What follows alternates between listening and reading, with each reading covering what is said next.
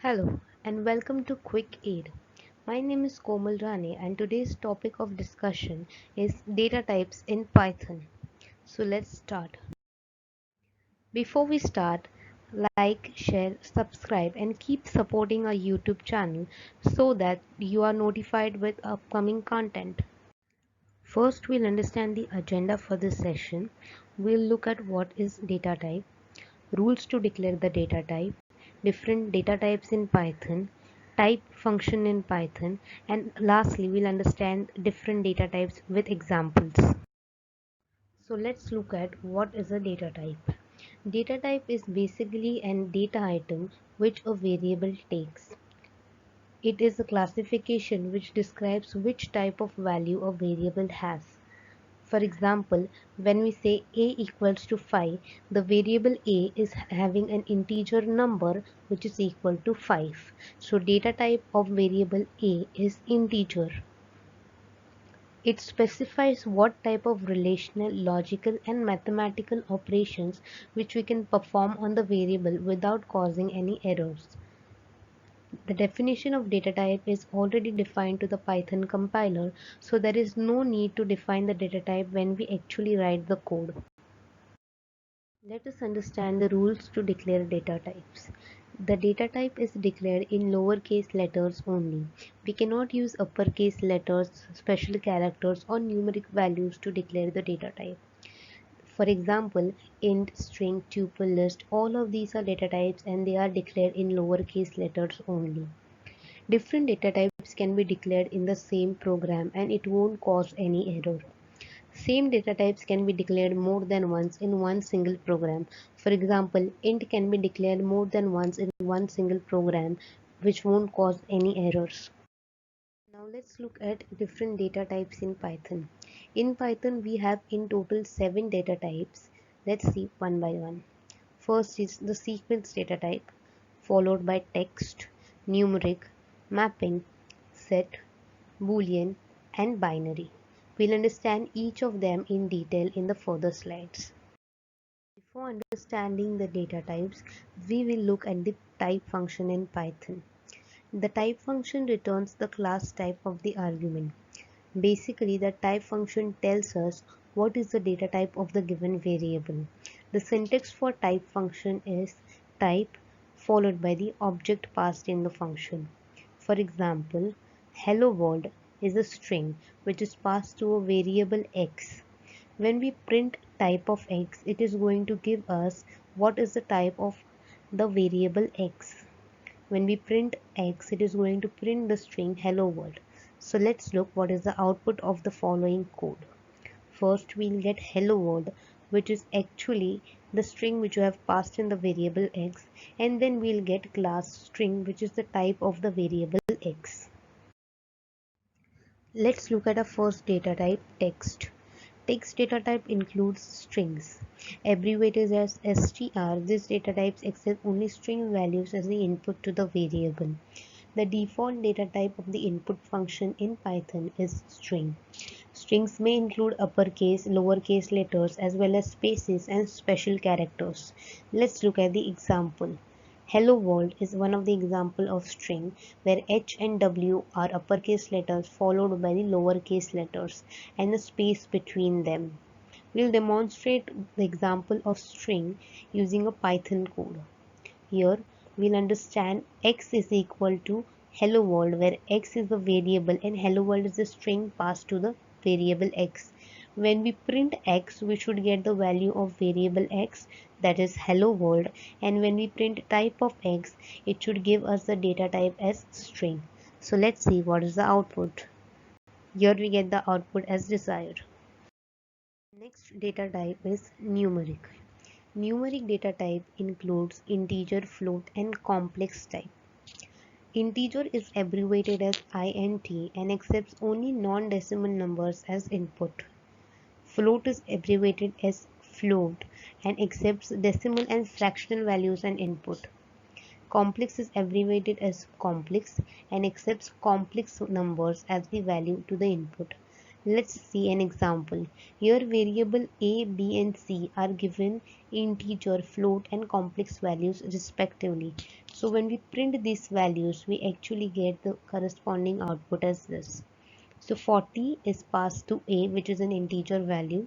Similarly b, we have the float value, and in c we have the complex value. The next data type is sequence. Sequence includes list, tuples and range. Let's look at them one by one. List is abbreviated as list and represented by square box brackets. List can take any parameters as input. Lists are mutable. That is, once the parameters are passed into the list, we can change those parameters whenever required. Some functions performed on the list include the append, pop, insert, remove, clear, count, reverse, extend, and many more. Let's look at the example. Here x is a variable and a list is passed to the variable x. It includes apple, banana, cherry as the elements of the particular list. So whenever we print x, we should get the list, and whenever we print the type, we should get class list. So let's look at the output. Here we get the desired output. The next sequence data type is tuple. Tuple is abbreviated as tuple and represented by C brackets. Tuple can take any parameters as list as the input. Tuples are immutable, which is the basic difference between the list and the tuples. Immutable means once the parameters are passed to the tuples, we cannot change the parameters at any cost of time. Some functions which are performed on tuples include index, count, slicing, and so on. Let's look at the example. Here we have indicated a tuple using C brackets and we are printing the tuple and type of the tuple. Let's see the output. Here we get the desired output. The next important data type of the sequence category is range. Range is the sequence data type abbreviated as range, and it is generally used with different loops and control statement for specifying the range. It generally specifies a particular range within the given parameters as the input. We'll take an example, range 5, 10. Now this function is going to accept all the values between 5 and 10 excluding the upper limit, that is 10. Let's do it using an example. Here I write a Python code using a for loop. For I in range 5, 10 print I. Here I is the iterable and it can take any values between 5 and 10 excluding 10. So whenever I print it, we'll get an output something like this. Here we get the output as 5, 6, 7, 8 and 9 excluding 10, which is the basic functionality of the range function. Important category is mapping. Mapping includes dictionary, which is generally used to map values across the code. Dictionary is abbreviated as DICT and it is a combination of a key and value pair. Key is basically the index of the dictionary and value is the data stored at that index. We'll see an example. Here x is the variable and dictionary is passed to the variable. Your name and age are the keys and John and 36 are the values to the particular keys. Here we'll understand this similar statement using the Python code. Here we have written the same code and we are using the print statement to print the dictionary and type function to print the type of the variable x. So let's see what's the output. Here we get the dictionary as printed above and the class dictionary, which is going to classify it as the same. Next important category is set. It includes set and frozen set, which are completely different concepts. Set takes non-repetitive and unique values as input, and it is an unordered collection of data type that is iterable, mutable, and does not have duplicate elements. Set is represented by curly brackets. Let's demonstrate this with an example. Here we have the variable x and a set is passed to it containing elements 1, 2, 3 and 1. We'll first print the value of x and the type of x. Whenever we look carefully at the set passed in the variable x, we have 4 elements where 1 is repeated twice. This goes against the basic definition of set. But let's see what happens when we print the value of x. Here we have only 3 elements, so the one element which is repetitive is not printed again. and we have the type of the variable x as set, which is the desired output. Next important type is frozen set. These are immutable objects that support methods and operators which produce a result without actually affecting the frozen set or sets which they are applied to. These are the elements which can be set and modified at any time. Frozen set elements remain the same after creation. If no parameters are passed through it, it returns an empty frozen set. Let's see an example. Here x is a frozen set and a value of apple, banana, cherry elements is passed to the frozen set. First we'll print the value of x and the type of x. Here we get the output as frozen set and type of the variable x as frozen set again, which is the desired output. Important category of data type is Boolean. Boolean data type has only two values, that are true and false. It takes any value as an input and evaluates it and returns true or false as the output. It can take values such as string, expressions to evaluate, and even integer values to evaluate. Any number except 0 is always true, and any value except an empty string or an empty tuple or an empty dictionary is always true. Let's see an example. Here we have three print statements. First print statement says if 10 is greater than 9, print. Second is 10 is equal to 9, print. And third is 10 is less than 9, print. The first statement is if 10 is going to be greater than 9, what will be the output of that particular print statement? So logically 10 is actually greater than 9, so output should be true. Similarly, second statement, 10 is never equal to 9, so the output should be false. And in third statement, let's see what's the result. Here's the result as expected.